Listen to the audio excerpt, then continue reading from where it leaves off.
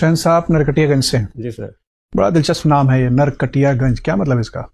Sir Narkatiaganj में जो बेत होता है, जो नरकट होते हैं, जिनसे कि बहुत तरह के जैसे छप्पर ओपर के घर बनते हैं या बहुत से और भी दैनिक जीवन में उनका यूज है, तो वो उनकी खेती वो बहुत ज़्यादा थे। खेती तो नहीं कह सकते, प्राकृतिक रूप से नरकट क्या है, घास है?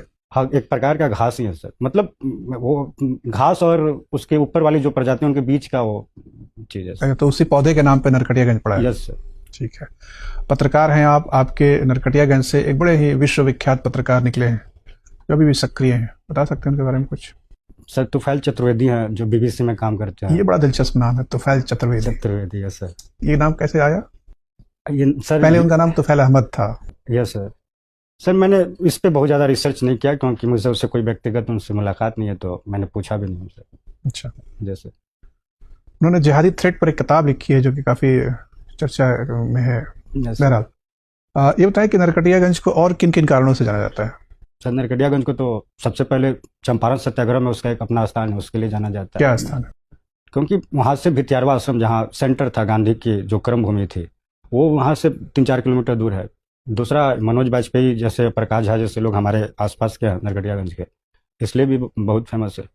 और हमारे यहाँ बगल में ही केदार पांडे हुए जो मुख्यमंत्री भी बने और केंद्र में रेलवे मंत्री भी रहे, इसलिए भी बहुत प्रसिद्ध है। और हमारे यहाँ का मटन भी बहुत प्रसिद्ध है। तो बहुत से कारणों से। चंपारण मटन दरअसल नरकटियागंज का मटन है? नहीं सर, हाँ। दरअसल नहीं, मतलब हाँ, हमारे इलाके में ज़्यादा प्रोमिनेंट पूरे है। चंपारण में होता है, आपके यहाँ भी होता है? हाँ, बेतिया और नरकटियागंज खासकर इन बेल्ट में ज़्यादा प्रोमिनेंट है सर। ठीक है। तो आप पत्रकार हैं तो आपको तो चंपारण मटन के बारे में पता ही होगा। सब इसकी 2 अलग अलग पहचान है, एक तो भोजन के रूप में, एक और भी पहचान है। सर मैं इसके बारे में अनभिज्ञ हूँ सर। ठीक है। ये बताएं कि पश्चिम चंपारण में कितने पुलिस जिले हैं? सर पश्चिम चंपारण में 2 पुलिस जिले हैं, एक बेतिया और एक बगहा। ऐसा क्यों है? ये बड़ा यूनिक जिला है बिहार का जिसके अंदर 2 पुलिस जिले हैं। सर क्योंकि पश्चिम चंपारण बिहार का सबसे बड़ा जिला है क्षेत्रफल की दृष्टि से, इसलिए वहाँ पे, और उसका अपना एक आपराधिक जो घटनाएं हुई हैं उनका एक अपना रिकॉर्ड है। बगहा अपराध का इतना बड़ा केंद्र कैसे बन गया?